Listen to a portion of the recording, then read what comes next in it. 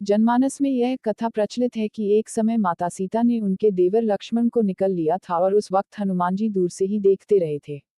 रावण का वध करने के बाद भगवान राम लंका से माता सीता के साथ अयोध्या लौट रहे थे।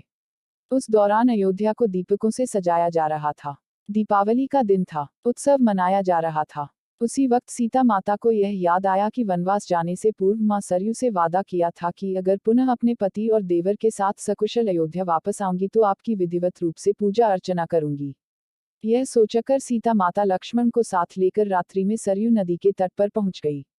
उन्होंने सरयू की पूजा करने के लिए अपने देवर लक्ष्मण से जल लाने के लिए कहा। लक्ष्मण जी जल लाने के लिए घड़ा लेकर सरयू नदी में उतर गए। वे जल भर ही रहे थे कि तभी अचानक सरयू नदी के भीतर से अघासुर नाम का एक राक्षस निकला जो लक्ष्मण जी को निगलने के लिए आगे बढ़ा। लेकिन तभी भगवती सीता ने यह दृश्य देखा और उन्होंने लक्ष्मण को बचाने के लिए अघासुर के निगलने से पहले स्वयं लक्ष्मण को निगल गई। लक्ष्मण को निगलते ही सीता और लक्ष्मण का शरीर जल के समान एक तत्व में बदल गया।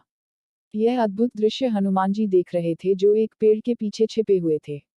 उन्होंने सीता और लक्ष्मण का जलरूपी सम्मिश्रण शरीर एक घड़े में भर लिया और भगवान श्री राम के सम्मुख उपस्थित होकर सारी घटना सुनाई।